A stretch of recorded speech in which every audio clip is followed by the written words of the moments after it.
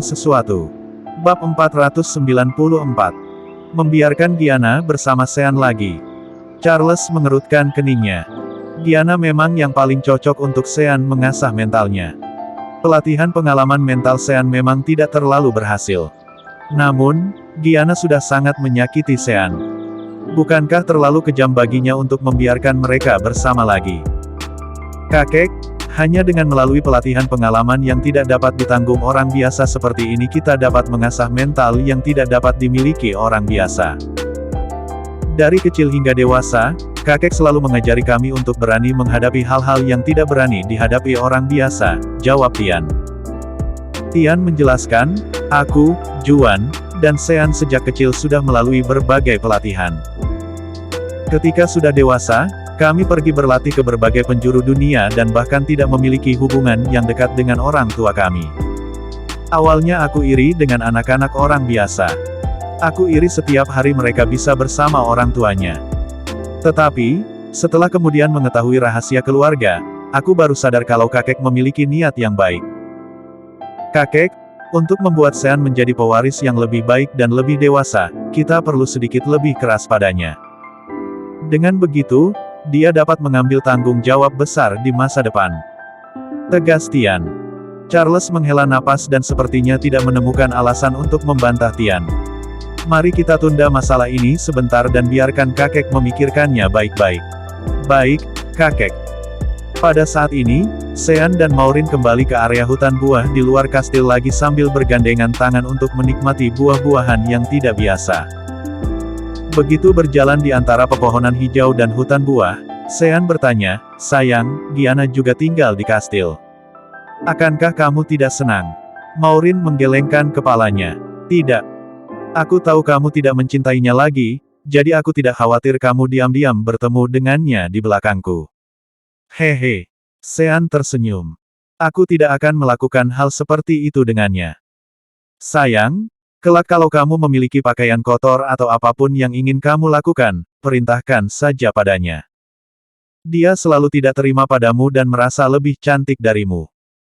Menurut pengenalanku tentangnya, kalau kamu sengaja membuatnya marah, kamu pasti bisa membuatnya pergi dengan sendirinya. Maureen mengibaskan rambutnya, menundukkan kepalanya untuk menghindari cabang yang terkulai, dan berkata sambil tersenyum, aku bukan wanita seperti itu. Selain itu, aku rasa dia masih sangat mencintaimu. Sejak awal dia ingin mengejar Marvin dan ibuku juga sangat menyukainya. Aku yakin, tidak lama lagi dia akan mendapatkan pengakuan dari keluargaku dan menjadi istri Marvin.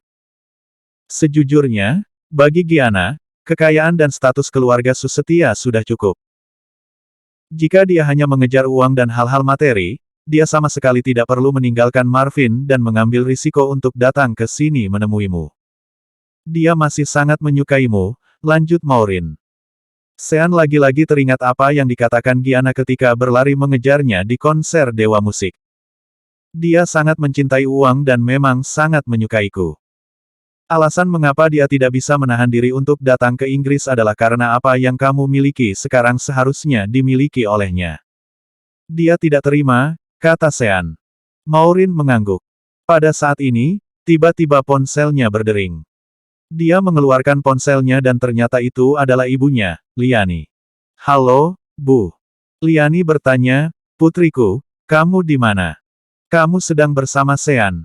Maureen menjawab, iya, Sean dan aku sedang berjalan di hutan buahnya.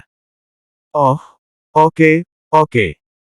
Begini, kamu bilang pada Sean, suruh dia mengirim kereta emas keluarganya untuk menjemput ibu dan bibi-bibimu, kata Liani. Maureen tercengang. Bu, ibu datang ke Inggris. Bukannya Sean tidak membiarkan ibu datang. Kenapa tiba-tiba? Liani membentak, anak durhaka.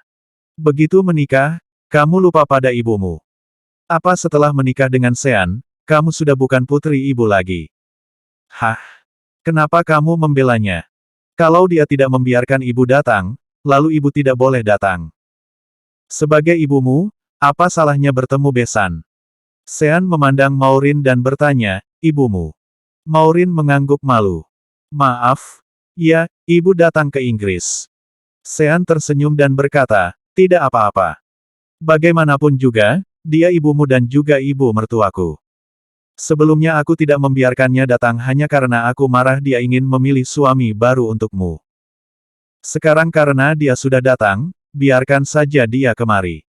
Sini, berikan teleponnya padaku. Sean masih cukup sopan. Meskipun dia tidak rukun dengan ibu mertuanya ini, dia juga tidak bisa terlalu kejam padanya. Sean menjawab telepon dan menyapa, Bu. Liani berkata dengan terkejut, Hah? Ini Sean. Ibu sudah tiba di Inggris untuk menemuimu. Sekarang ibu sudah ada di bandara. Kirimkan orang untuk menjemput ibu, ya. Oke, saya akan mengendarai mobil ke bandara untuk menjemput ibu secara langsung, kata Sean. Ah, Sean, tidak usah mengendarai mobil. Ibu ingin menaiki kereta emas keluarga Yuwono. Bisa? Tidak. Pinta Liani. Sean merasa serba salah, bisa, ya bisa saja. Akan tetapi, kereta kuda lebih lambat. Dari sini jauh dari bandara, jadi harus menunggu sangat lama. Liani tersenyum dan berkata, tidak apa-apa.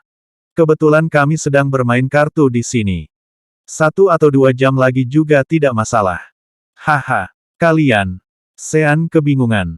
Apa jangan-jangan Liani tidak datang sendirian? Atau, apakah Marvin juga ikut? Oh, ini bibi-bibimu. Mereka semua gemuk. Berapa banyak orang yang bisa naik ke kereta emasmu? Ibu rasa 1 tidak cukup. Bagaimana kalau kamu temui lagi Ratu Inggris dan pinjam miliknya juga? Kalau kami mengendarai 2 kereta emas, pasti akan lebih agung. Sean mulai marah, Bu, kecuali keluarga kerajaan Inggris, yang bisa menaiki kereta emas Ratu Inggris hanya bos dari negara-negara besar yang memenuhi syarat untuk naik. Bahkan saya saja tidak memenuhi syarat untuk naik kereta itu. Sementara, kereta emas keluarga Yuwono kami juga sama. Saya memaksakan diri untuk menganggap ibu sebagai keluarga Yuwono, itu sebabnya saya setuju ibu menaiki kereta emas.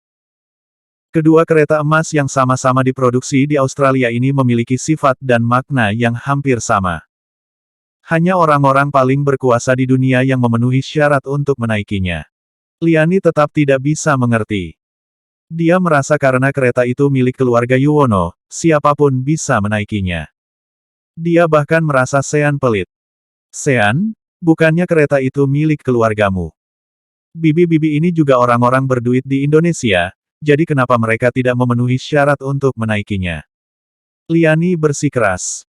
Sean menjawab, Bu, ibu sama sekali tidak mengerti arti di balik kereta emas. Apa ibu tahu berapa banyak polisi atau bahkan perlindungan militer yang akan dikirim setelah kereta emas keluar? Teman-teman bermain kartu ibu hanyalah warga sipil biasa. Sementara, mengirim tentara Inggris hanya karena mereka, bagaimana ibu ingin saya menjelaskannya pada Perdana Menteri Inggris dan keluarga kerajaan? Pokoknya teman-teman ibu tidak boleh menaiki kereta kuda ini. Kalau ibu bersedia, saya akan menjemput ibu dengan mengendarai Bentley. Liani mengamuk, siapa yang peduli pada Bentley-mu? Memang keluargaku tidak punya Bentley. Dasar menantu tidak berguna. Di Bogor, kamu makan dan minum di rumahku, tinggal di rumah putriku, mengendarai mobil putriku, tapi aku bahkan tidak berkata apa-apa. Sesudah tiba di rumahmu, aku bahkan tidak bisa menyentuh kereta kudamu sebentar. Bagaimana aku menjelaskan pada bibi-bibi ini? Bocah nakal. Ibu tidak jadi ke rumahmu. Tidak usah jemput. Bentak Liani kesal.